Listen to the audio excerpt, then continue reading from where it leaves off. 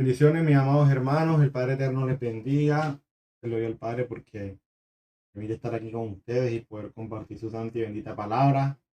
Bueno, como se podrán dar cuenta, pues para esta enseñanza voy a usar nada más como tal audio, o sea, no va a ser audio video porque estoy teniendo pues problemas con la aplicación que anteriormente estaba usando.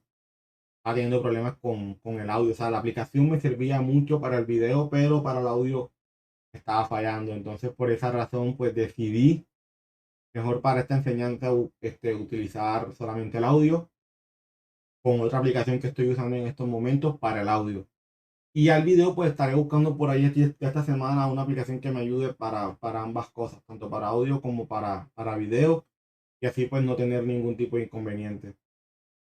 Entonces les quería comentar eso pues para que supieran y que bueno, de igual forma más que todo esta enseñanza de hoy va a ser primero una recapitulación de lo que hemos visto, ¿cierto? En el domingo anterior, ya que pues como ustedes saben, pues el micrófono no estuvo tan bien, se entrecortaba mucho, entonces por esa razón decidí hacer una recapitulación, ¿cierto?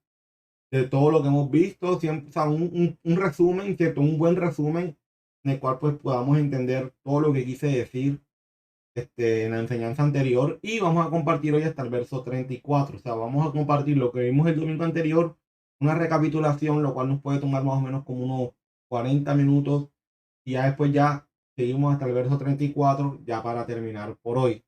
Entonces, pues, como les digo, con respecto al audio, estoy en busca de eso, de buscar un mejor, una aplicación que me ayude para el audio video. Vi unas, pero siempre presentaban algún tipo de inconveniente.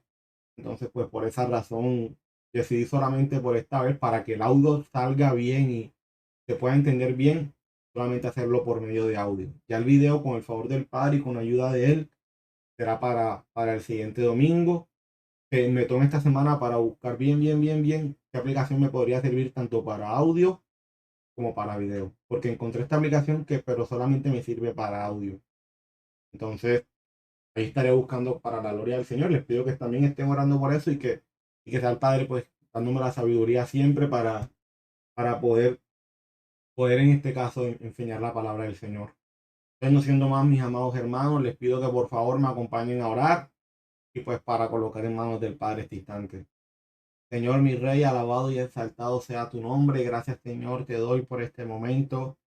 Gracias por la oportunidad que tú nos das de estar aquí, Señor, de poder compartir tu palabra, de poder acercarnos ante ti, Señor, y hablarte. Padre, te pedimos perdón, Señor, por nuestros pecados. Perdónanos porque sabemos que te hemos fallado, mi Rey. Y te pedimos, Señor, que nos ayudes a cada día a hacer tu voluntad y a vivir conforme a tu escritura. Gracias por todo, Señor, porque tu palabra dice que a tus hijos todas las cosas les ayudan para bien.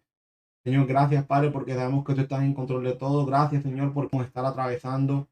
Gracias, Padre, porque eres tú quien nos ayudas y porque sé que eres tú también, Señor, quien nos fortaleces a cada uno de nosotros.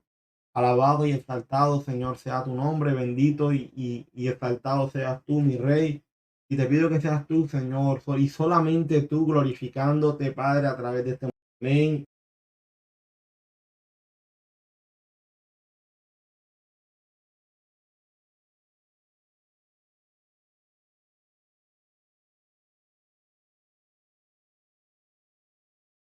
y amén. Bueno, mis amados hermanos, vamos a ver señales del fin. El título que le puse a este capítulo fue más el que persevera hasta el fin, este será salvo. Más el que persevera hasta el fin, este será salvo. Introducción. Bueno, como recuerden, todo esto es una recapitulación, así es que si ven que en alguna parte puedo pasar así como que un poquito rapidito y no me detuve tanto como en la anterior, es porque, como le digo, esto es una recapitulación. O sea, y vamos a tratar de, con mis palabras, más que todo, dar resumen y explicar cada una de las diapositivas, pero como tal, no me detendré así a leer cada una de ellas porque la idea también es ir avanzando para la gloria del Señor, pero también avanzar, pero avanzar, sabiendo que todo va quedando claro y va quedando bien explicado. Entonces, dentro de esta introducción, vimos estos 4 párrafos muy importantes, los cuales nos ayudaron a entender primero de que este capítulo 24 está muy entrelazado con lo que vimos en el capítulo 23. De hecho, va a estar muy entrelazado con el capítulo 25. O sea, estos capítulos están muy entrelazados.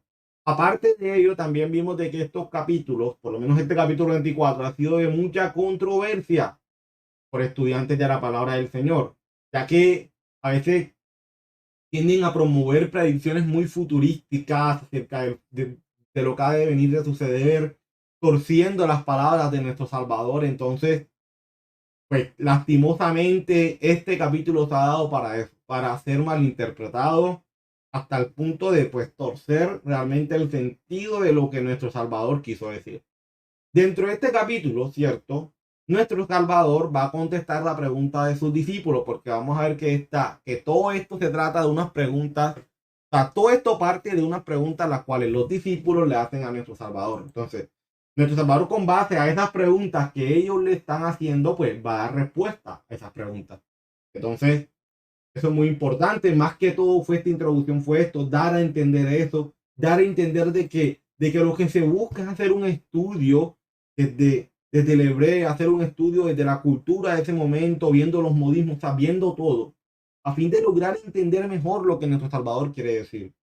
Entonces, siendo así, vamos a proseguir. Fíjense que aquí en el cuerpo, primero vamos a ver, Yeshua predice la destrucción del templo, luego el amor de muchos se enfriará, luego el evangelio del reino en todo el mundo, luego se levantarán falsos cristos y falsos profetas. Hasta aquí terminamos el domingo anterior, que lastimosamente por cuestiones de audio, quizás en algunas partes no se iba a entender muy bien. Espero con esta recapitulación que vamos a hacer que se logre dar a entender mejor. Y también vimos, y bueno, esta parte que está aquí del 29 al 34 es hasta donde vamos a compartir hoy. O sea, los 4 primeros va a ser una recapitulación, un resumen de cada uno de ellos, explicando yo con mis palabras, pues, qué es lo que se quiso dar a entender en cada uno de ellos. Y ya después sí nos vamos a proceder a explicar algo nuevo, porque eso no lo vimos el domingo anterior, los versos del 29 al 34, que dice de que no pasará esta generación hasta que todo acontezca. Ese fue el título que le coloqué. Y ya después, para el siguiente domingo, con la ayuda del Padre, ya tengamos el audio y el video, con la ayuda del Señor, vamos a ver esto. Velad pues, porque no sabéis a qué hora de venir vuestro Señor. Verso del 35 al 42. Y por último, vamos a ver del verso 43 al 51, bienaventurado aquel siervo, bienaventurado aquel siervo. O sea, esos dos últimos puntos son los que vamos a ver el siguiente domingo junto con el resumen de todo el capítulo. Y ya con eso pues estaríamos dando por terminado este capítulo 24 para la gloria y honra del Señor. Para la gloria y honra del Señor. Amén. Entonces vamos a seguir. Dentro de este punto que vimos que nuestro Salvador, fíjense cómo dice, cuando Jesús salió del templo y se iba, se acercaron sus discípulos para mostrarles los edificios del templo. Respondiendo, él les dijo, ¿veis todo esto? De cierto os digo que no quedará aquí piedra sobre piedra que no sea derribada. ¿Qué está pasando? Aquí nuestro Salvador está dando una predicción acerca de la destrucción del templo. ¿Cuándo ocurre esta destrucción del templo? En el año 70 aproximadamente después de Cristo, después de nuestro Salvador. Y pues sabemos que dentro de la lectura que hicimos, ¿cierto? Y consultando también el por qué el templo se destruyó, teniendo en cuenta que este fue el segundo templo. Porque recuerden que el primer templo, ¿quién lo construyó? Salomón, en la época de los reyes de Israel. Salomón fue quien construye el primer templo, pero el primer templo es destruido, ¿cierto? Y vuelve a ser reconstruido ¿cuándo? Cuando ocurre el exilio, ¿cierto? A Babilonia, ¿cierto? Muchos volvieron del exilio de Babilonia. Entonces, cuando muchos vuelven, ¿qué hace? Junto con los profetas Esdras, Zorobabel y Nehemías, construyen el templo. Porque ya parece entonces, cuando Babilonia toma el pueblo, el primer templo que construye Salomón ya es destruido. Entonces, claro, en ese momento se le permite a gran parte del pueblo regresar. Muchos regresaron. ¿Qué hicieron aquellos que regresaron? Reconstruyeron el templo. Ese templo se mantuvo hasta el año 70 después de nuestro Salvador. Porque ya después, en ese momento, el templo fue destruido. ¿Y qué estaba haciendo nuestro Salvador en estos versos? Estaba profetizando de que el templo iba a ser destruido. El templo iba a ser destruido. Entonces, vemos ahí que también en la época de Yeshua, nuestro Salvador, hicieron muchas remodelaciones al templo. O sea, el templo no era el mismo el cual se reconstruye, no. El templo ya tenía sus cambios, sus remodelaciones, pero ojo, aquí esto es muy importante saberlo, porque cuando Yeshua dice que la destrucción del templo, que no iba a quedar piedra sobre piedra, se refiere al templo original, no a las modificaciones que después viene Herodes y les hace al templo. Porque Herodes le hace remodelaciones al templo. Herodes se las hace, le cambia esto, le pone los otros. Vamos a ver que le pone unas murallas externas al templo. O sea, Herodes hace una cantidad de remodelaciones que nos hacían como dar parte del templo original. Del templo original. Entonces, ¿qué pasa? Cuando Yeshua dice de que el templo iba a ser destruido y que no quedaría piedra sobre piedra, se refiere al templo original.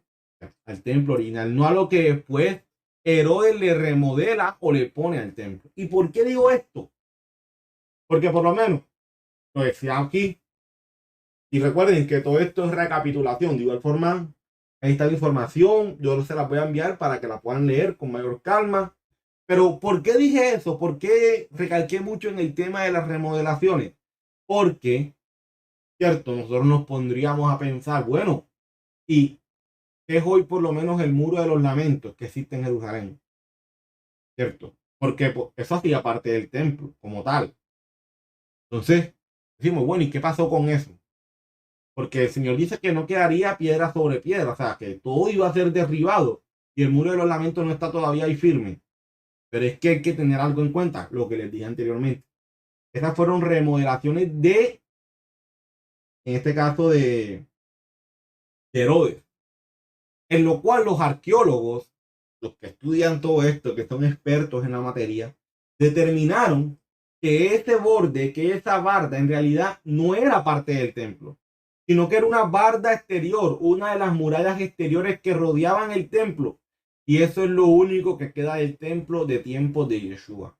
Esa barda, que es lo que se conoce como el muro de los lamentos, ¿cierto? Fue lo único que quedó.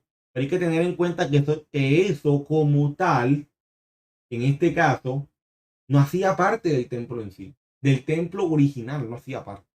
Y eso sí permaneció. Por eso es que ahí sí se cumple cuando Yeshua dice que no quedaría piedra sobre piedra. O sea, de que todo iba a ser totalmente derribado. O sea, no iba a quedar nada. Claro, porque muchos dicen, no, pero es que Yeshua se equivocó porque mira, ahí está el muro de los lamentos, el muro de los lamentos sigue en pie y Yeshua dice que no quedaría piedra sobre piedra, para que todo iba a ser derribado, pero ahí vemos que el muro de los lamentos está firme, entonces toman eso para decir que nuestro Salvador se equivocó en lo que dijo, pero sabemos que no.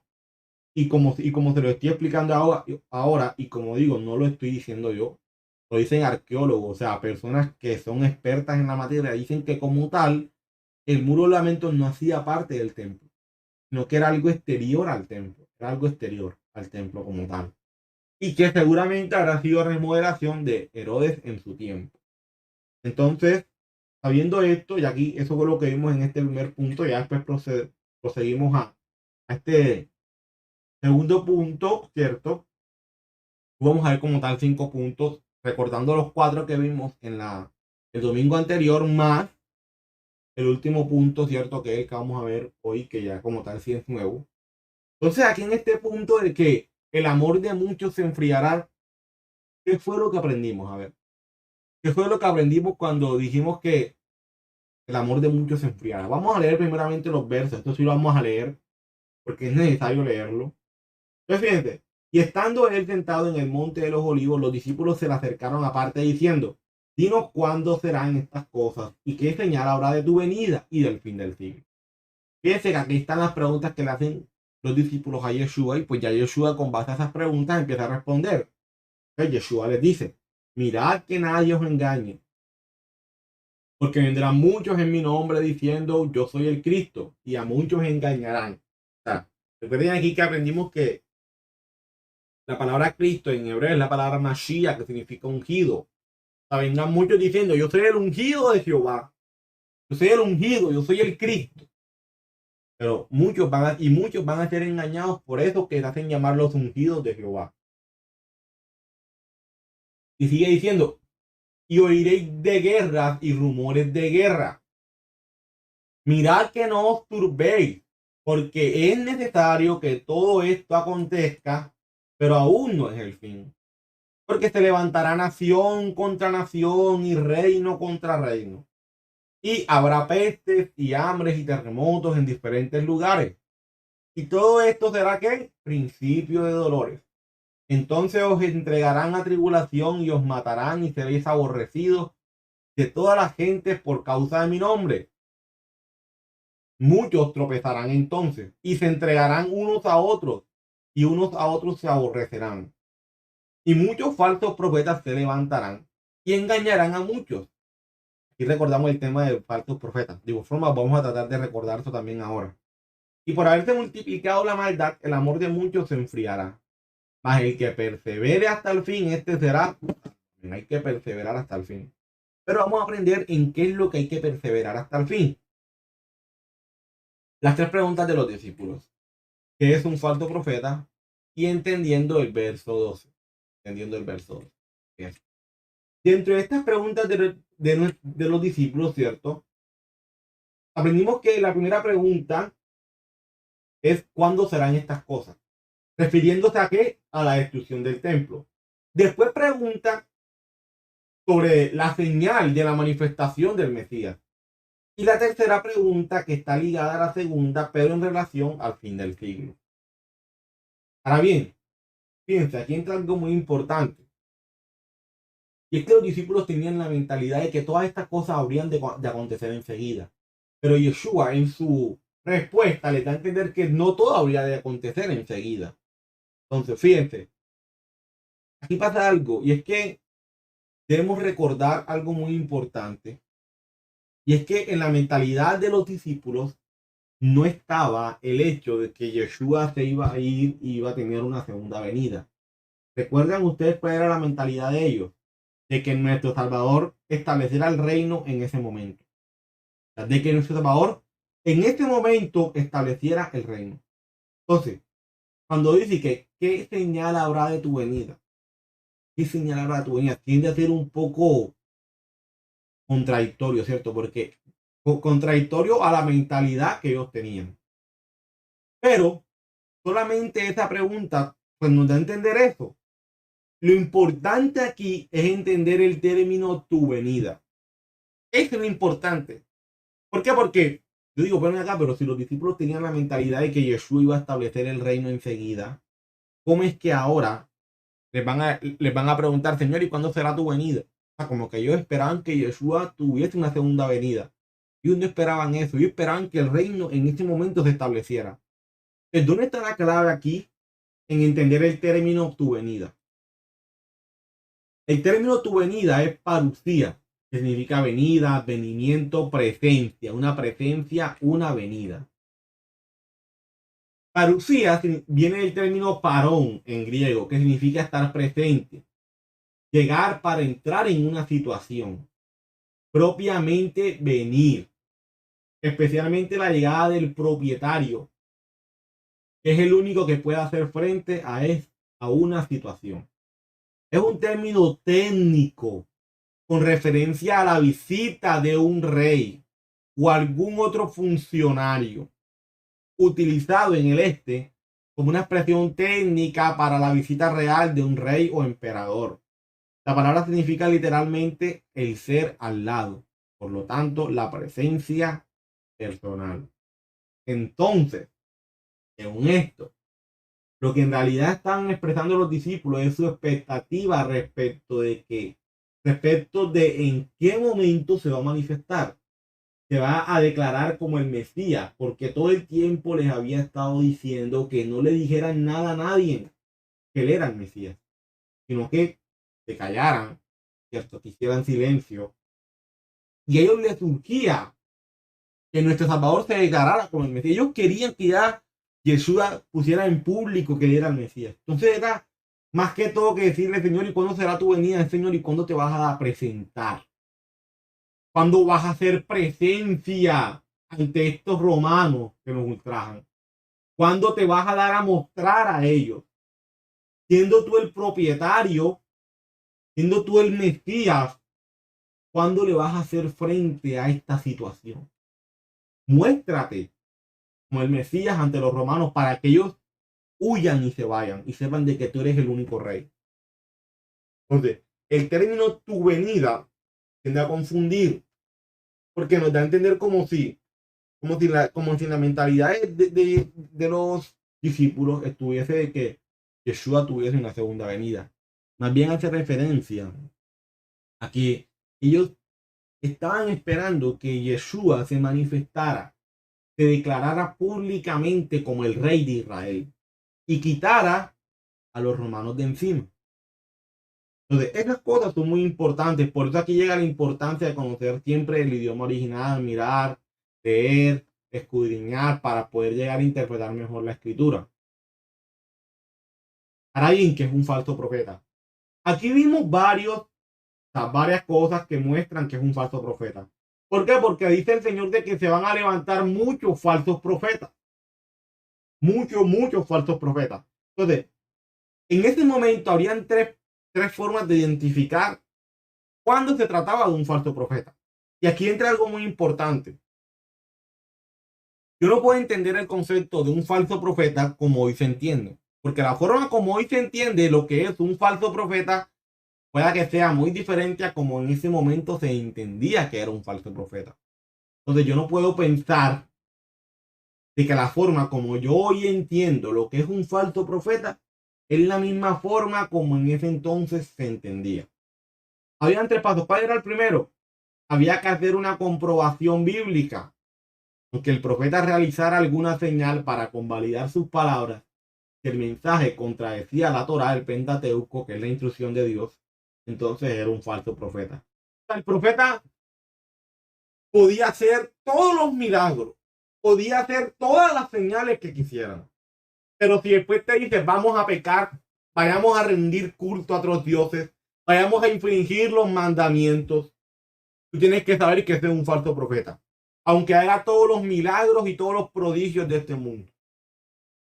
Entonces, ¿cómo se identificaba que era un falso profeta? No solamente porque hacía milagros, sino porque conduciera al pueblo a la verdad, conduciera al pueblo a la obediencia a los mandamientos. Por eso es que aquí dice, cumple sus mandamientos y obedécelos, sírvele y permanece fiel a él, porque vas a condenar a muerte al profeta que te conduzca a pecar. O sea, el que se diga ser un profeta, pero conduzca al pueblo a fallar en la Torah del Señor, era un falso profeta. Era un falso profeta. Ojo, este es el primero.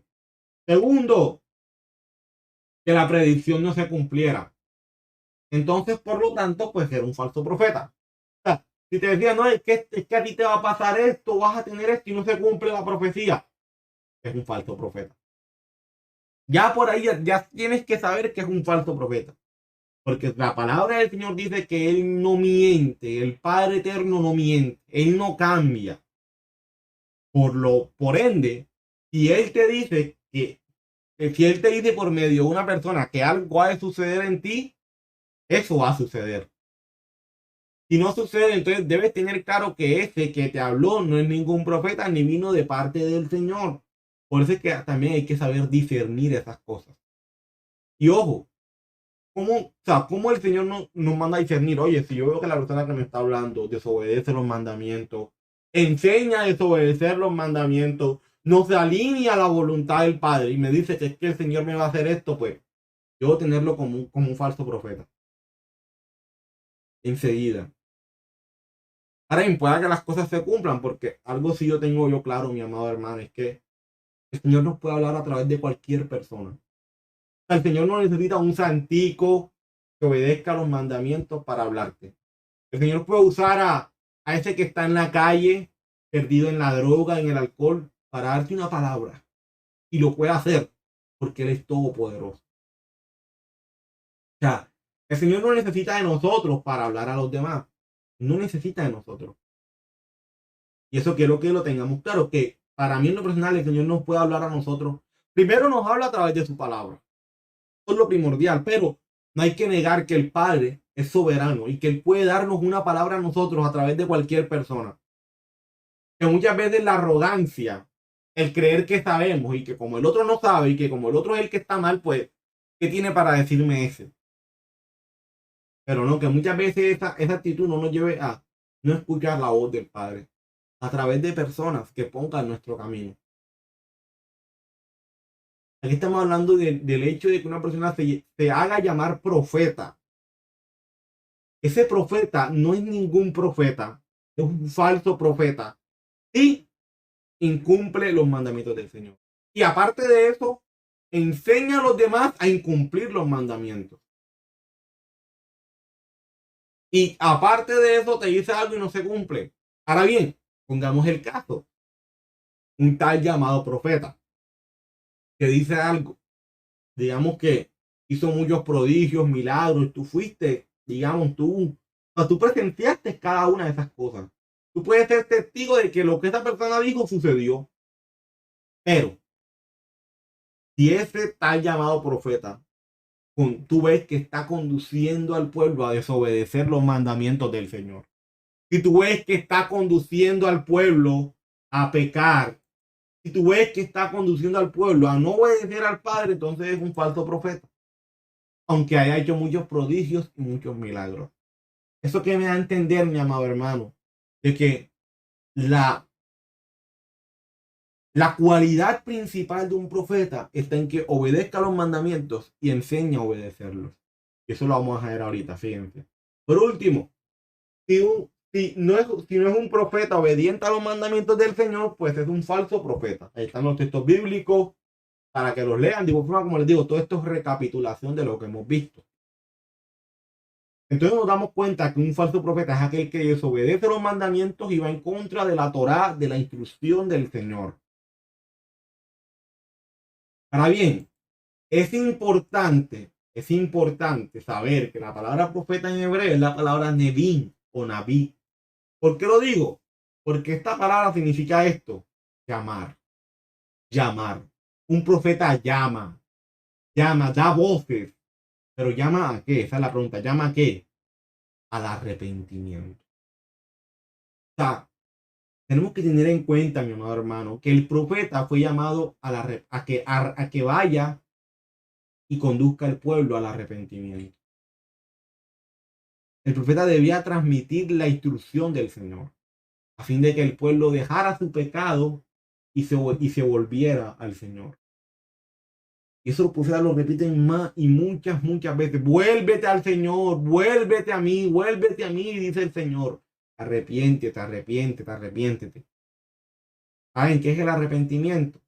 En hebreo es la palabra teshuvah, que viene del verbo shub, que significa volver o regresar a Dios, a la obediencia a los mandamientos del Señor. Entonces, ¿cuál era la función del profeta? La función del profeta era conducir al pueblo a un verdadero arrepentimiento, conducir al pueblo a un arrepentimiento que lo lleve a la obediencia, porque arrepentimiento sin obediencia no es arrepentimiento. Claro, por eso es que viene la palabra nevin, que es llamar. Llama a mi pueblo, pero llámalo ¿a qué? Al arrepentimiento. ¿Qué quiere decir, mi amado hermano? De que una persona hoy te está enseñando la palabra, está diciendo: vuélvete al Señor, vuélvete a Él. Esa persona está cumpliendo ahí en ese momento la función de profeta, porque te está llamando a ti al arrepentimiento. Entonces, si te dan cuenta lo bonito que es conocer las palabras desde el hebreo, desde el idioma original, porque nos amplía el concepto de lo que es un profeta. Por eso es que yo digo, hoy para nosotros profeta puede ser cualquier otra cosa menos esto. Por lo tanto, si mi concepto de profeta es diferente al bíblico, por ende también mi concepto de falso profeta va a ser diferente al bíblico. Quizás mi concepto de falso profeta era otro, pero me doy cuenta con la palabra del Señor de que es este. Entonces aprendemos de que cuando dice que se van a levantar muchos falsos profetas, o sea, se van a levantar personas haciendo prodigios, milagros, cosas espectaculares, pero no van a conducir al pueblo al arrepentimiento, no van a llamar al pueblo a la obediencia, no van a llamar al pueblo a que regrese al Señor, no van a llamar al pueblo a que obedezca a la Torá, sino que le van a decir: ya no obedezcas eso. Se van a levantar muchos falsos profetas. Ojo, y cuando dice muchos, son muchos, a tal punto de que van a ser más los falsos profetas que los verdaderos profetas. Por eso es que hay que pedirle al Señor discernimiento para poder saber cuándo se trata de un falso profeta y de un verdadero profeta. Ahora vamos a entender lo dicho en el verso 12, porque dice que al haberse multiplicado la maldad, el amor de muchos se enfriará. Y aquí es muy importante entender algo. Y es que la palabra maldad en hebreo es aquella palabra que tiene que ver con la desobediencia a los mandamientos. Para eso le damos lo que dice Salmo 119, verso del 1 al 3. Bienaventurados los perfectos de camino, los que andan en la ley de Jehová. Bienaventurados los que guardan sus testimonios, con todo el corazón le buscan, pues no hacen iniquidad. Los que andan en sus caminos. Amén. Fíjense que el perfecto de camino es el que anda en la ley del Señor. El perfecto de camino es el que no hace iniquidad. Ahí la palabra iniquidad es la siguiente palabra, que también se traduce como maldad o injusticia. A mí me gustó mucho esto porque ahí me di cuenta de que, como los he venido recalcando antes, en hebreo la justicia tiene que ver con la santidad y con la obediencia a los mandamientos. Por ende, la injusticia tiene que ver con la no santidad y la no obediencia a los mandamientos. Y fíjense que aquí lo vemos. Injusticia. Final. Eso quiere decir que la maldad, la iniquidad, también tiene que ver con la injusticia.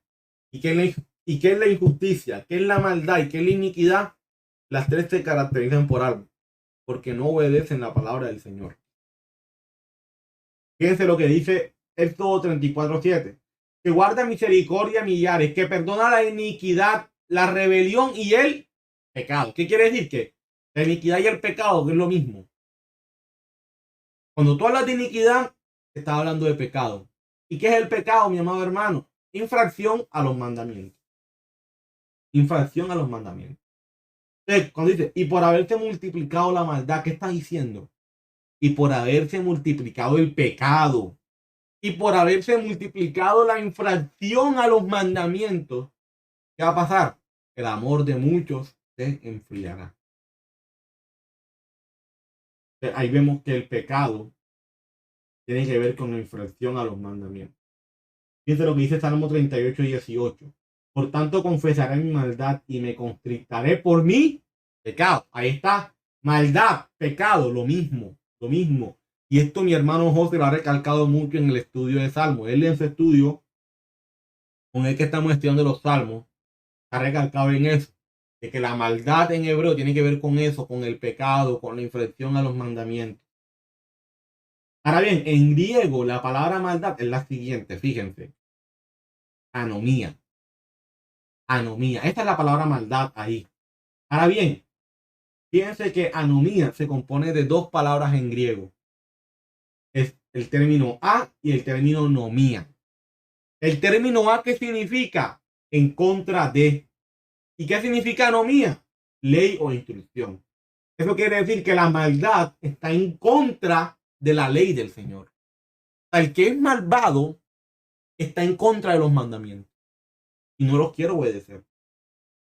En otras palabras, es como si nuestro Salvador dijera, y por haberse multiplicado la maldad, ¿qué va a pasar? O sea, por haberse multiplicado la desobediencia a la Torá, el amor de muchos se enfriará. Ahora bien, la pregunta es, ¿por qué el amor de muchos se va a enfriar? Por esto, mi amado hermano. Por lo que dice aquí en este texto. Porque el amor a Dios consiste en obedecer sus mandamientos. Pues este es el amor a Dios, que guardemos sus mandamientos. Y sus mandamientos no son, claro.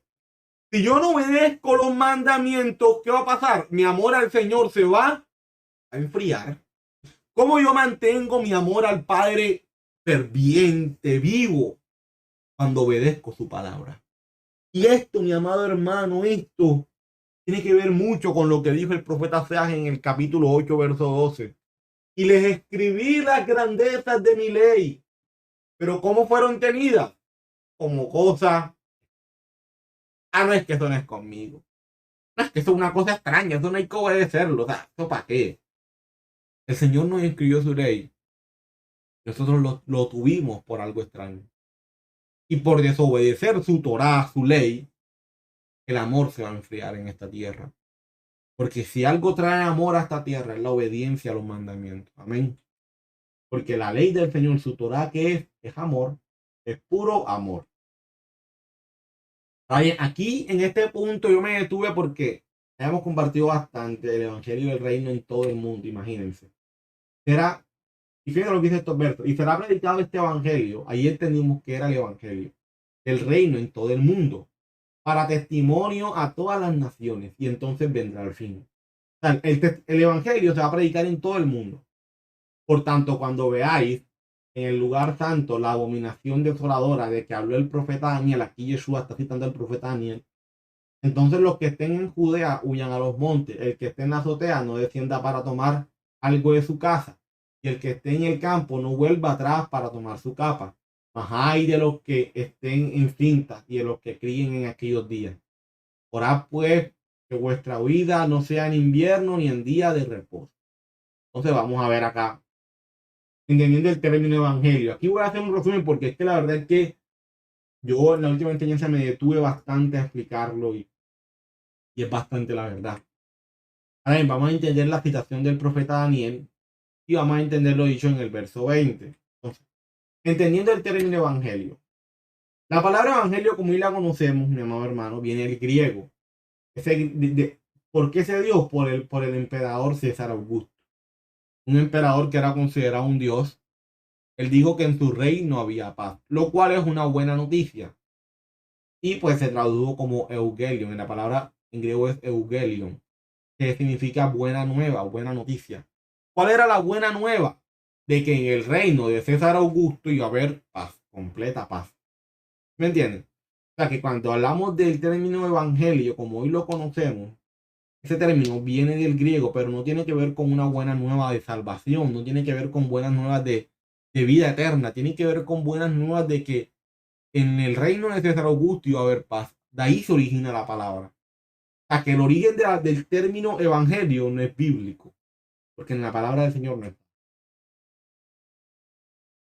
Ahora bien, hay que entender el término desde el hebreo, porque desde el hebreo es la palabra besorá, que significa buenas nuevas, pero no de que en el reino de César Augusto iba a haber paz, no, sino buenas nuevas de salvación. Salvación. Y fíjense cómo Jesús iniciaba su ministerio en Marcos. Arrepentíos y creed en el Evangelio. Aquí era donde yo hacía la pregunta y decía, si el Evangelio es que nuestro Salvador muere y resucita por nuestros pecados como se ha creído hasta ahora, ¿cómo Yeshua va a decir que yo debo creer en el Evangelio? O sea, yo debo arrepentirme y creer en el Evangelio. ¿Y cómo me voy a arrepentir y creer de algo que todavía no ha sucedido? O sea, ¿yo cómo me voy a arrepentir de que Cristo muere y resucita por mis pecados? ¿Yo cómo me voy a arrepentir de eso? Los discípulos que ni siquiera creían que Jesús había de morir y resucitar, ¿cómo van a creer que el Evangelio tiene que ver con eso? Ahora bien, qué interesante que ellos no preguntan, Señor, ¿y qué es el Evangelio? ¿No? ¿Sabes por qué no preguntan? Porque ellos ya sabían que era el Evangelio. Esto que nos da a entender, mi amado hermano, de que el Evangelio ya venía desde un comienzo. Ya desde un comienzo se sabía que era el Evangelio. Entonces, fíjense, vamos a ver que muy importante aquí, la palabra arrepentirse y creer. Arrepentirse es volver, retornar a algo. Sí, si nos mantenemos en la idea de que el Evangelio es que Cristo muere y resucita por mis pecados, entonces cuando Yeshua dice arrepiéntanse y crean en el Evangelio, me dicen arrepiéntete, o sea, vuélvete a que Yeshua muere y resucita por tus pecados. No tiene sentido, porque ni siquiera eso había sucedido. Si el Señor me está pidiendo que retorne al Evangelio, que retorne a Él, tiene que ser algo que ya está establecido, algo que ya está. Que retorne a eso, que retorne al comienzo, que retorne al Evangelio. Ahora bien, ¿dónde está la prueba de que el Evangelio ya estaba desde un comienzo? Hebreos. Quiero enfocarme acá, Hebreos capítulo 4, verso 2, que dice, Porque también a nosotros se nos ha anunciado la buena nueva como a ellos. ¿Quiénes son ellos? Acá está la clave. ¿Quiénes fueron los que habiendo oído le provocaron? ¿No fueron todos los que salieron de quiénes? De Egipto por mano de Moisés y con quienes estuvo él disgustado 40 años. No fue con los que pecaron, cuyos cuerpos cayeron en el desierto. Entonces, cuando habla aquí de ellos, se refiere al pueblo de Israel cuando sale del desierto. Muy importante. Y si como sabemos, la palabra evangelio, que en hebreo es la palabra besora, es una buena nueva, ¿cierto? ¿Qué nos está dando a entender este texto? De que la buena nueva, ¿cierto? El evangelio ya se les había anunciado a ellos. Porque dice, porque también a nosotros se nos ha anunciado el evangelio como a ellos. O sea, que al pueblo de Israel, cuando sale en el desierto, ya se le había anunciado el evangelio. Pero no les aprovechó el oír la que, la palabra.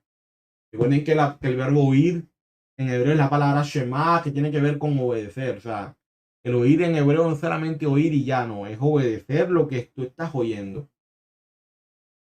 Pero no les aprovechó el oír la palabra. Fíjense que aquí me di cuenta que la palabra va muy ligada a la buena nueva, va muy ligada al evangelio. Pero ¿por qué no les aprovechó el oír la palabra? Porque no la acompañaron de fe. Aprendimos también que la palabra fe es la palabra fidelidad, obediencia. O sea, ellos oyeron la palabra del Señor, pero no les aprovechó el oírla, porque no la acompañaron de fe, o sea, no la acompañaron de fidelidad, de obediencia. Entonces, a ellos también se les predicó la palabra, el evangelio, como a nosotros se nos ha predicado. El problema de ellos es que ellos no la acompañaron de obediencia. Ese fue el problema del pueblo de Israel, que no la acompañó con obediencia. Y aquí profundizamos en esto bastante. Porque fíjense que de hecho Pedro cita a Isaías, cuando dice que por la palabra de Dios que vive y permanece para siempre. Mas la palabra del Señor permanece para siempre, y esta es la palabra que por el Evangelio os ha sido anunciada. Ahí Pedro está citando Isaías 48. Ahora bien, ¿qué es la palabra de Dios para Isaías?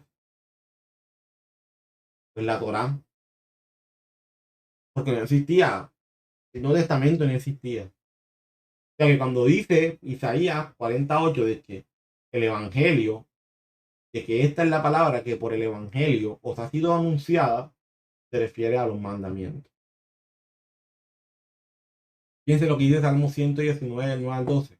¿Con qué limpiará el joven su camino? Con guardar tu palabra. Con todo mi corazón te he buscado, no me dejes desviarme de tus mandamientos. En mi corazón he guardado tus dichos para no pecar contra ti. Ah. Bendito tú, oh Jehová, enséñame tus estatutos. Me regocijaré en tus estatutos, no me olvidaré de tus palabras. Ahí está. O sea, que las palabras que le fue predicada al pueblo fueron cuáles? Los mandamientos, ¿cierto? La Torá que le predicó al pueblo. Pero ¿cuál fue el problema del pueblo de Israel en ese momento? Que no lo acompañó de obediencia. Esto que no te entender, mi amado hermano, que el evangelio son los mandamientos del Señor, su palabra. Y cuando Yeshua dice, arrepiéntete y vuélvete al evangelio, o sea, volverme a qué? A la obediencia a los mandamientos. Volverme al Señor, volverme a su instrucción, dejarlo pagano, dejarlo mundano y volverme solamente a Él. Ahora bien, entendiendo la citación al profeta Daniel, porque en este caso nuestro Salvador está citando al profeta Daniel, donde dice, por tanto, cuando veáis en el lugar santo la abominación desoladora de que habló el profeta Daniel, allí está citando al profeta Daniel, el que lee entienda. El profeta Daniel también profetiza sobre el final de los tiempos. Por eso en este caso nuestro Salvador lo está citando. El lugar santo al que se refiere, ¿cierto? Es el monte del templo. La abominación es un sacrilegio. O sea, para el pueblo judío la abominación es un sacrilegio, es una apostasía, es idolatría para con el Padre. ¿Qué pasa? Que Daniel había profetizado de que iba a haber un sacrilegio, una abominación contra el templo. ¿Y cuándo se dio esa abominación? en los tiempos de los griegos, donde llegó el emperador griego, ¿cierto? ¿Y qué hizo? Abolió toda la Torá. Abolió toda la Torá, y aparte de eso, adoró ídolos en el templo. En ese entonces, por causa de eso, se vino la abominación desoladora. Por esta razón, nuestro Salvador está citando, ¿cierto?, a Daniel, también porque en los últimos templos, en los últimos tiempos, el templo del Señor, ese templo sagrado del Padre, ¿cierto?, también va a ser apostatado. O sea, la ciudad santa del Señor, Jerusalén, será apostatada, ¿cierto? En este caso, va a ser entregada a las naciones. Y cuando eso ocurra, entonces vendrá la abominación desoladora. Así que cuando se prohíba en el futuro que la ciudad de Jerusalén sea una ciudad consagrada al Dios de Abraham, Isaac, Jacob, y cuando se decrete que esa ciudad ya no está bajo el control del Dios de Abraham, Isaac y Jacob, sino bajo el control de las naciones, en ese momento estaremos presenciando la abominación desoladora. En el vocabulario del judaísmo de aquel tiempo, una abominación era una forma especialmente ofensiva de idolatría. Jesús describió una forma de idolatría en el lugar santo que trae con ella una gran destrucción, o sea, una gran desolación. Aquí está en Daniel 11:31 que dice: si se levantaran de su parte tropas que profanaran el santuario y la fortaleza, y quitarán el continuo sacrificio y pondrán la abominación desoladora. Esto describe una profanación total del templo, prefigurada por Antíoco Epífanes en el periodo de los griegos. Ahora bien, vamos a entender lo dicho en el verso 20. Orad pues para que vuestra vida no sea en invierno ni en día de reposo. ¿Por qué el Señor, el Padre, pide por esto? Nosotros aprendimos aquí dentro de estas diapositivas que en ese momento, cierto, primeramente en día de reposo, todas las puertas de Jerusalén se cerraban, o sea, todo estaba completamente cerrado. Por lo tanto, nadie podía salir ni entrar. ¿Por qué se hacía esto? Para evitar el comercio, o sea, para evitar de que en Shabbat no se estuviese comerciando. Por eso se evitaba esto y por eso se cerraban las puertas de Jerusalén. Para que en Shabbat no se hiciera ningún tipo de comercio. Por lo tanto, nadie podía salir, nadie podía entrar. Entonces, imagínense que la huida ya en Shabbat, ¿para dónde coge la gente? Si todo está, en este caso, las puertas están cerradas. Entonces, por eso Yeshua dice: rogad para que no sea en día de reposo. Ahora bien, no solamente eso, sino que también recuerden que para el judío en ese entonces uno no podía recorrer tanta distancia en Shabbat porque infringía el mandamiento. Pues claro, imagínense, para un judío, ¿cierto? Tener que huir en Shabbat, donde en Shabbat para él es no moverse casi, es no caminar largas distancias. Era para ellos algo muy difícil. Teniendo en cuenta que esto ellos lo tenían como un mandamiento de hombre, más no era un mandamiento del Señor. Y también el tema del invierno, porque recuerden que el ser, nosotros, o sea, el fin de la siega va a ser ¿en qué? En verano. Lo que implica, pues, obviamente, aparte de las dificultades de trasladarse en invierno y todo lo demás, hay que tener en cuenta que también como nuestra siega, ¿cierto? Donde el Señor va a recoger a su pueblo, va a ser en verano. El ser recogido en invierno implica ser cegado fuera de la temporada que el Padre estableció. Ahora bien, el último punto, aquí vamos a ver acerca de que se levantarán falsos cristos y falsos profetas. Aprendimos que Cristo es la palabra ungido, ¿cierto? En hebreo, que es la palabra Mashiach. Y ya entendimos, ¿cierto?, lo que significaba ser un falso profeta. Y dice el texto: porque habrá entonces gran tribulación, cual no la ha habido desde el principio del mundo hasta ahora, ni la habrá. Y si aquellos días no fuesen acortados, nadie sería salvo. Mas por causa de los escogidos, aquellos días serán acortados. Entonces, si alguno os dijere: mirad, aquí está el Cristo, o mirad, allí está, no le creáis, porque se levantarán falsos cristos y falsos profetas, y harán grandes señales y prodigios, de tal manera que engañarán, si fuere posible, aún a los escogidos. Ya os lo he dicho antes, así que si os dijeren, mirad, está en el desierto, no salgáis. O mirad, está en los aposentos, no le creáis.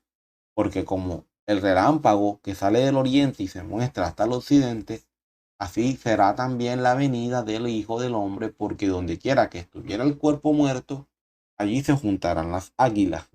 Ese último verso 28 fue muy difícil de entenderlo. Para mí en lo personal y cualquier opinión diferente para mí es completamente respetable. Ahora bien, entiendo lo dicho en estos versos. Aprendimos aquí que esta gran tribulación, primero, dice que no va a haber ninguna más como esta. O sea, va a ser una tremenda tribulación. Aparte de eso, aprendimos que aún los días van a ser acortados. Esos días de tribulación serán acortados por misericordia a los escogidos. También aprendimos de que se van a levantar falsos profetas, falsos cristos, y que van a engañar aún a quienes, a los escogidos. También vimos de que nuestro Salvador va a venir como ese relámpago, ¿cierto? Que sale del oriente, o sea, donde realmente todo ojo le verá, todo el mundo le verá, aún aquellos que le traspasaron. Y también vimos que aquí este tema que, como les dije, para mí fue difícil, y que como también les dije, cualquier interpretación diferente es completamente aceptada, porque dice, por donde quiera que estuviera el cuerpo muerto, allí se juntarán las águilas. Yo como entendí este pasaje, haciendo referencia a la profecía haciendo referencia a lo que dijo Isaías 40:31, acá, donde dice, pero los que esperan a Jehová tendrán nuevas fuerzas, levantarán las alas como las águilas, correrán y no se cansarán, caminarán y no se fatigarán. Así como las águilas están muy atentas a su alimento para llegar ahí, asimismo los que esperan en el Señor serán como las águilas, que se darán cuenta cuando Yeshua se manifieste. Entonces, es una interpretación que yo le doy. La verdad es que di tantos comentarios y cada comentario, mi amado hermano, era como que una interpretación diferente al texto. Como digo, para mí cualquiera es certera, o sea, es acertada. Porque la verdad es que yo en lo personal no puedo entenderlo muy bien. O sea, contigo eso traté de mirar algunos textos en la Tanat, en el Antiguo Testamento, pero la verdad, pues no lo pueden, o sea, es difícil, la verdad. O sea, son ese tipo de frases que a veces son difíciles de entender, pero bueno. Como les dije, cualquier opinión acerca de lo que quiere decir ese último verso es bienvenida porque seguramente también me va a ayudar a mí a poder entenderlo aún mejor. Ahora bien, aquí sí procedimos ya al último punto, cierto que como tal este punto si no lo vimos el domingo anterior, este sí es nuevo. En este sí nos vamos a detener un poquito más, ya que el otro pues como tal ya yo lo había compartido. Solo que ajá, como sabemos por cuestiones de audio no se pudo escuchar muy bien. Pero fíjense lo que dice aquí. No pasará esta generación hasta que todo esto acontezca. Fíjense cómo inicia. Inmediatamente después de la tribulación, o sea, después de la tribulación de aquellos días, ¿qué pasará? El sol se oscurecerá y la luna no dará su resplandor y las estrellas caerán del cielo y las potencias de los cielos serán conmovidas. Entonces aparecerá la señal del Hijo del Hombre en el cielo y entonces lamentarán todas las tribus de la tierra y verán al Hijo del Hombre viniendo sobre las nubes del cielo con poder y gran gloria y enviará a sus ángeles con gran voz de trompeta, haciendo referencia a esto a qué? A la fiesta de las trompetas, ¿cierto? A la fiesta de las trompetas. Y juntarán a sus escogidos de los cuatro vientos, desde un extremo del cielo hasta el otro. De la higuera aprended la parábola. Cuando ya su rama está tierna y brotan las hojas, sabéis que el verano está cerca. Y también vosotros, cuando veáis todas estas cosas, conoced que está cerca, a las puertas. De cierto os digo que no pasará esta generación hasta que todo esto acontezca. ¿Qué texto está citando Yeshua en el verso 29? Entendiendo el verso 30 y 31. Y no pasará esta generación hasta que todo esto acontezca. Vamos a ver. ¿Qué texto está citando Yeshua en el verso 29? Fíjense en el verso 29 dice, inmediatamente después de la tribulación de aquellos días, el sol se oscurecerá y la luna no dará su resplandor, y las estrellas caerán del cielo y las potencias de los cielos serán conmovidas. Fíjense que aquí nuestro Salvador está citando a los profetas. Y con esto, mi amado hermano, quiero dar a entender algo muy importante. Nuestro Salvador no se inventó nada nuevo, ya todo estaba escrito. Él dijo, yo no vine a hablar mis palabras, yo vine a hablar las palabras de mi Padre que está en los cielos. Ahora fíjense lo que dice Isaías 3:10. Por lo cual las estrellas de los cielos y sus luceros no darán su luz, así como lo está diciendo Yeshua. Y el sol se oscurecerá al nacer, así como lo dice nuestro Salvador. Y la luna no dará su resplandor. Ezequiel 32:7. Y cuando te haya extinguido, cubriré los cielos, y haré entenebrecer sus estrellas. Y el sol cubriré con nublado, y la luna no hará resplandecer su luz. Joel 2:10. Delante de él temblará la tierra, se estremecerán los cielos, el sol y la luna se oscurecerán, y las estrellas retraerán su resplandor. Joel 3:15. El sol y la luna se oscurecerán, y las estrellas retraerán su resplandor. Isaías 34:4. Y todo el ejército de los cielos se disolverá, y se enrollarán los cielos como un libro, y caerá todo su ejército, como se cae la hoja de la parra, y como se cae la de la higuera. Y es Ageo 2:6. Porque así dice Jehová de los ejércitos: de aquí a poco yo haré temblar los cielos y la tierra, el mar y la tierra seca. Ageo 2:21. Habla a Zorobabel, gobernador de Judá, diciendo: yo haré temblar los cielos y la tierra. Entonces, fíjense, mis amados hermanos, si nos damos cuenta, ya todo eso que dice Yeshua acá de suceder, ya todo eso los profetas lo habían mencionado. Todo esto es una referencia a lo que allá dijeron los profetas. Ahora bien, entendiendo el verso 30 y 31, fíjense lo que dice. En el verso 30 y 31 nuestro Salvador dice: entonces aparecerá la señal del Hijo del Hombre en el cielo, y entonces lamentarán todas las tribus de la tierra. Ese término, todas las tribus de la tierra, fíjense dónde está, en Zacarías 2:10 y verso 14. Y sigue diciendo: y verán al Hijo del Hombre viniendo sobre las nubes del cielo con poder y gran gloria. Y enviará a sus ángeles con gran voz de trompeta, juntarán a sus escogidos de los cuatro vientos, desde un extremo del cielo hasta el otro. Fíjense lo que dice Zacarías 12. Y derramaré sobre la casa de David y sobre los moradores de Jerusalén espíritu de gracia y de oración. Y mirarán a mí, a quien traspasaron, y orarán como se llora por hijo unigénito, así como lo dice nuestro Salvador, afligiéndose por él como quien se aflige por el primogénito. Todos los otros linajes, cada uno por sí, y sus mujeres por sí. Ahí está. Sabe que todas las tribus de la tierra, todos habrían de llorar a nuestro Salvador, ¿cierto? O sea, dice ahí que todas las tribus se lamentarán. Todas las tribus se lamentarán. Todas se lamentarán. Y cuando dice: y verán al Hijo del Hombre viniendo sobre las nubes del cielo con poder y con gran gloria. Eso estaba dicho en Daniel 7, del 3 al 14. Miraba yo en la visión de la noche, y aquí con las nubes del cielo venía uno como un hijo de hombre, que vino hasta el anciano de días, y le hicieron acercarse delante de él, y le fue dado todo dominio, gloria y reino, para que todos los pueblos, naciones y lenguas le sirvieran.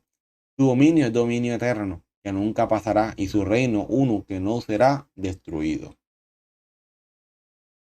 Ahora bien, ¿qué significa el hecho de que Jesús venga sobre las nubes? Esto es un tema que también es muy importante, porque cuando lo leemos, creemos que hace referencia a algo literal, de que Yeshua vendrá sobre las nubes. Entonces, que vamos a ver una nubecita, y ahí encima vamos a ver a nuestro Salvador. Bueno, algo, o sea, digamos que más o menos así como que nos lo imaginamos, ¿cierto? Pero realmente algo aprendí también aquí es que esta expresión no se puede traducir de forma literal, porque esta expresión es un modismo, lo que se conoce también como un hebraísmo. Es una expresión cultural de ellos que no se puede traducir de forma literal. Veamos. Fíjense lo que dice el doctor Roy Bilzar, el cual comenta que muchas de las palabras de Yeshua tienen un sentido oculto o misterioso al ser traducidos a otro idioma. Pero la óptica del idioma original lo hace más claro. Claro, cuando yo busco el del idioma original, pues se me hace mucho más claro. Indiscutiblemente, conocer el idioma hebreo la literatura rabínica y la cultura hebrea son las herramientas más útiles para entender los evangelios y las epístolas paulinas. Claro, si yo no conozco la literatura rabínica, si yo no conozco la cultura hebrea, pues no voy a poder entender ni los evangelios ni a Pablo. Y muchas personas quieren estudiar ciertos sin conocer estas cosas. Y lastimosamente eso da para muchas malas interpretaciones. Obviamente uno puede estudiar, leer y aprender mucho, y aún así uno se va a equivocar, eso es cierto, pero el margen de error es mucho menor. En el texto bíblico, fíjense, en el texto bíblico, el 88% está escrito en hebreo y solo un 12% en griego. De toda la Biblia, un 88% está escrito en hebreo y solo el 12% en griego. De estos hay 176 referencias al texto hebreo. Así que el total de texto en hebreo sería de un 90%. De un 90%. Imagínense. Y a veces nosotros no queremos estudiar hebreo. Nos cuesta, ¿cierto? Pero es tan indispensable el hebreo. Porque es que la verdad es que a través de ello podemos entender mejor las escrituras. Vean, yo les dije sincero, yo no sé si a ustedes les pasaba, pero a mí me pasaba de que a mí me decían, oye, ¿y qué es arrepentirse? Yo como que, ¿a qué será arrepentirse? No, para mí arrepentirse es esto. Para mí arrepentirse es esto. Y a veces tú le preguntas a varias personas qué es arrepentirse. Y sencillamente te da un concepto completamente diferente cada uno. Pero cuando uno se va al texto en hebreo, tú ves que la palabra arrepentirse viene del término teshuvah. Y teshuvah viene de un verbo en hebreo que es shub. Y shub, ¿qué significa? Volver a Dios. Volver a la obediencia al Señor. Entonces, cuando me habla de, en este caso, de arrepentirme, ¿a qué se refiere? A volver a la obediencia al Padre. Y, no a veces, y nosotros muchas veces confundíamos el arrepentimiento con otra cosa. Pero desde el hebreo, obviamente el significado se hace mucho más claro. Se hace mucho más claro. Un hebraísmo o modismo hebreo es una expresión peculiar del idioma hebreo, que normalmente carecen de significado o evocan un concepto erróneo cuando se traducen a otro idioma, y que por regla general solo son comprensibles para los que hablan ese idioma. La Real Academia Española define el modismo como una expresión fija, propia de una lengua, cuyo significado no se deduce de las palabras que la forman. O sea, así pasa, así son los hebraísmos. O sea, yo no puedo decir que a través de esa expresión ya yo entiendo el significado, no, hay que irse más a fondo para poder comprenderla mejor. Para poder comprender el significado que trae la palabra nube desde el hebreo, es importante ver cómo desde el hebreo ha sido usada esta palabra.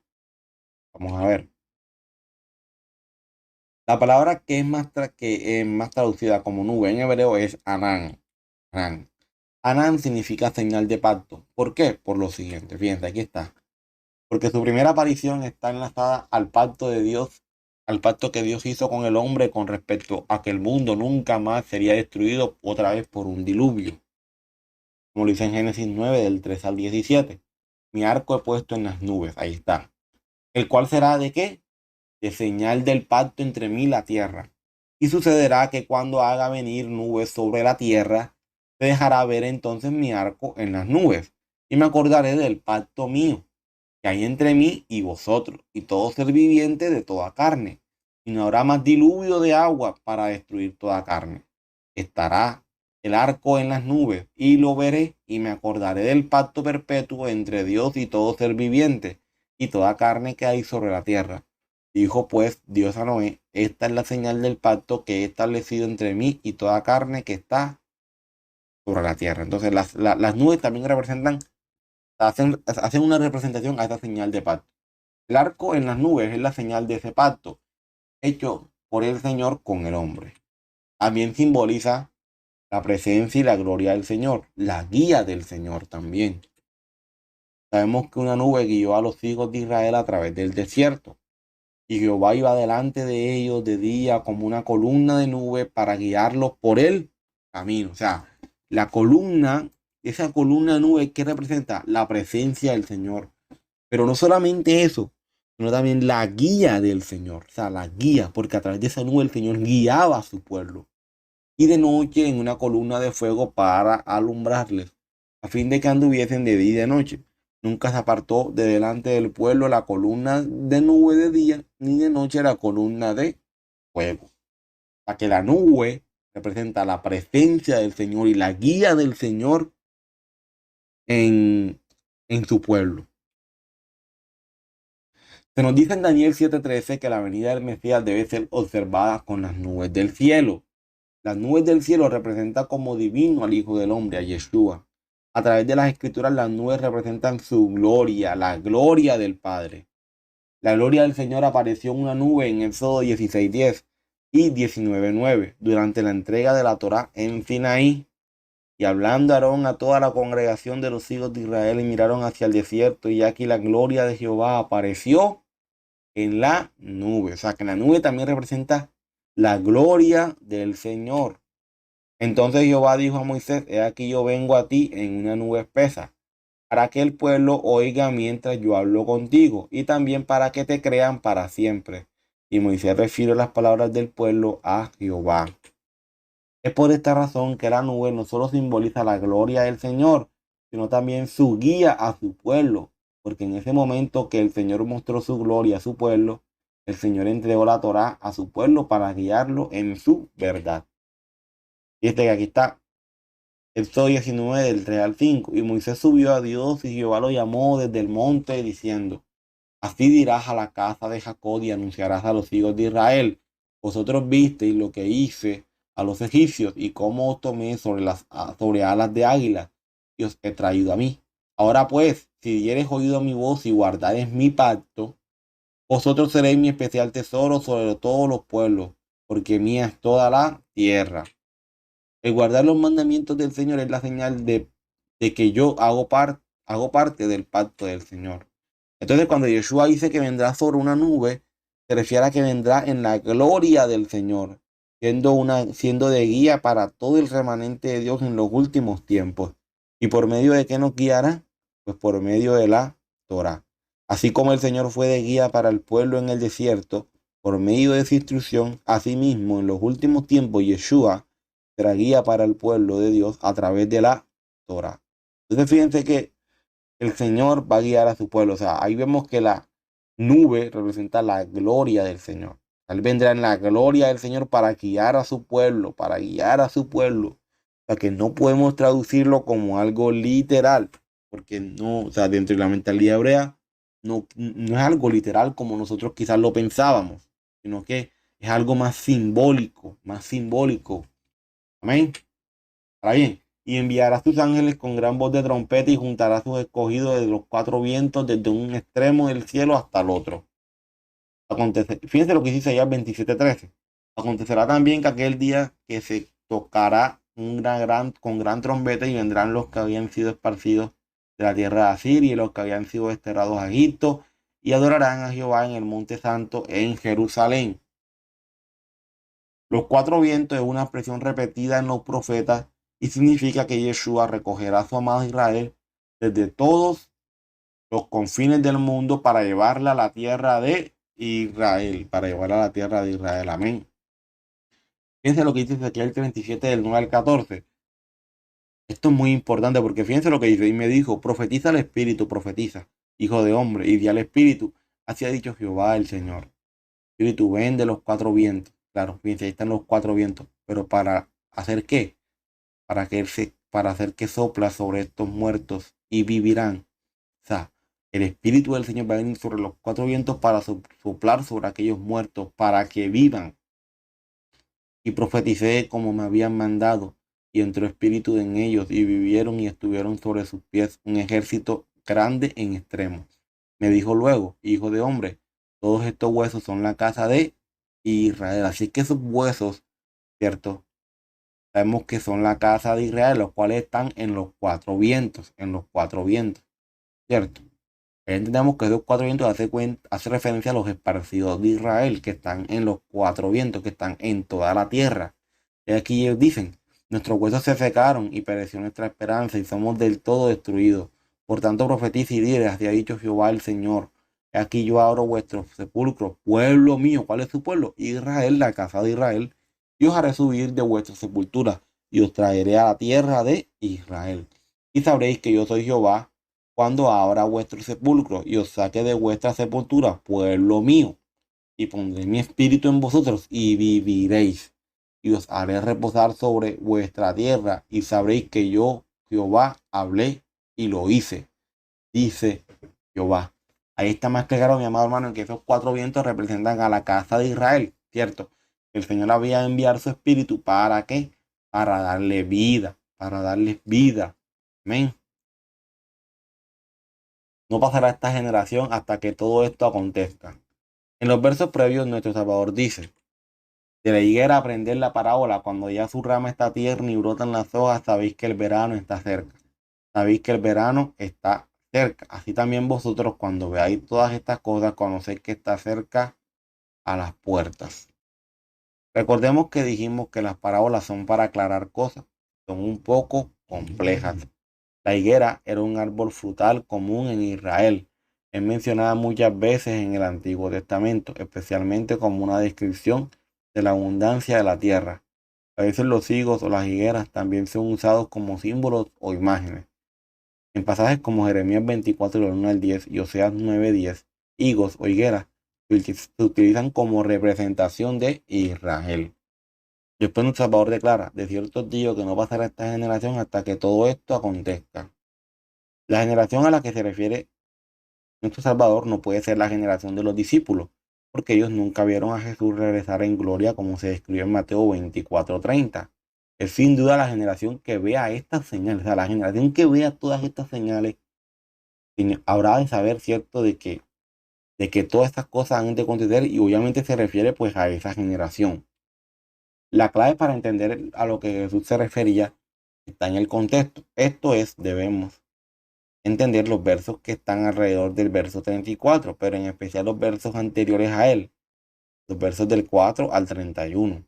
Jesús está hablando de eventos futuros. La generación de la gente que viviera cuando estos eventos ocurrieran es la generación a la que Jesús se refiere como no pasará hasta que Él regrese. Amén.